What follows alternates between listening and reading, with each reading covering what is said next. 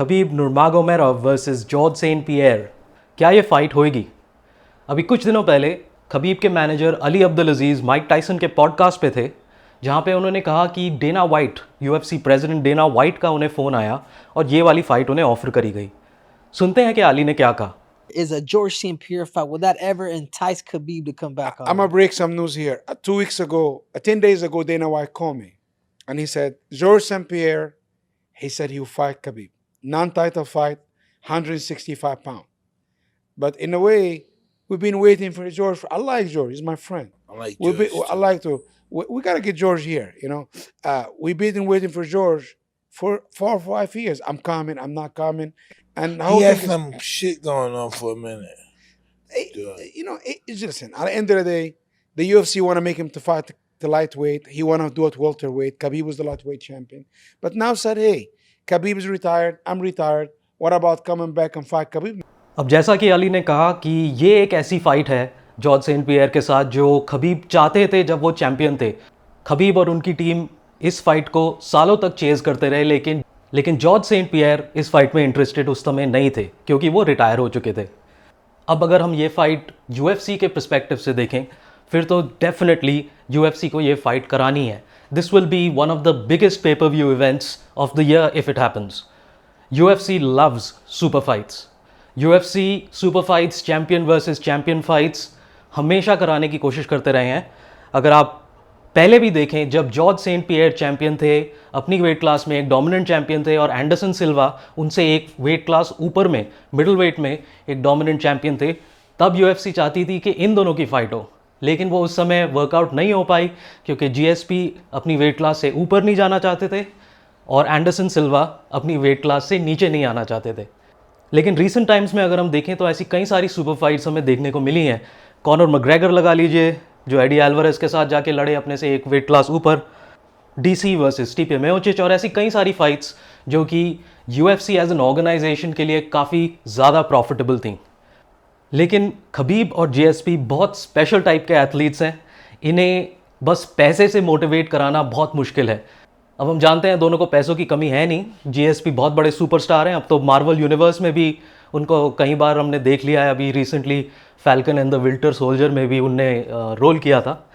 और खबीब को भी ऐसे कुछ पैसे की कमी है नहीं क्योंकि हाल ही में उन्होंने एक $100 मिलियन का ऑफर टर्न डाउन किया था जो कि सऊदी अरेबिया से आया था एक बॉक्सिंग मैच के लिए। उसके बारे में भी अली अब्दुल अजीज़ ने कुछ बोला, सुनते हैं। Fight Khabib now, but you know, Khabib got offered $100 million after he's retired to fight Floyd Mayweather. 100 million. Is that crazy, buddy? 100 million.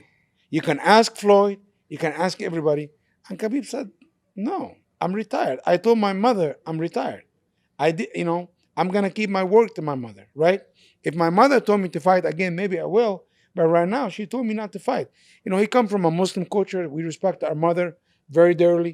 You know, we can't go to heaven without our mother permissions. And George now, he wanted to come and fight Khabib, right? लेकिन इस fight की possibility interesting इसलिए है क्योंकि इन दोनों athletes को ये दोनों खुद मोटिवेट करते हैं। अभी हाल ही में जॉर्ज सेंट पियर लेक्स फ्रीडमैन के पॉडकास्ट पे थे, जहाँ पे उन्होंने कहा कि एक ही फाइटर है जो उन्हें मोटिवेट कर सकता है वापस आने के लिए। और ऐसा ही कुछ खबीब ने कहा एक रशिया टुडे के इंटरव्यू में। दोनों की बात सुनते हैं। If there's one guy that I would have said yes, it would be him, because for a fighter, the most exciting things to do, it's often the scariest one. And Khabib was worth the scariest matchup. Yes, but he was worth the risk because nobody have ever been able to solve them. Like, for example, I was training with Freddie Roach a few days ago, and I'm hitting pads, you know, pa pa pa pa, and Freddie's looking at me, and he's like, "Hey, you have the hitch back." I'm like, yeah. If Dana White would walk in the room in the gym at that precise moment with a UFC contract, I would sign it in the blink of an eye. But then after I go home, I'm like, hell no, I don't want to fight. My belly is full. I'm healthy. I'm wealthy. Why would I want to fight for? I made peace with it. Любовь. Она ни одно имя меня не интригует. Знаешь как? Ну, не заводит, знаешь.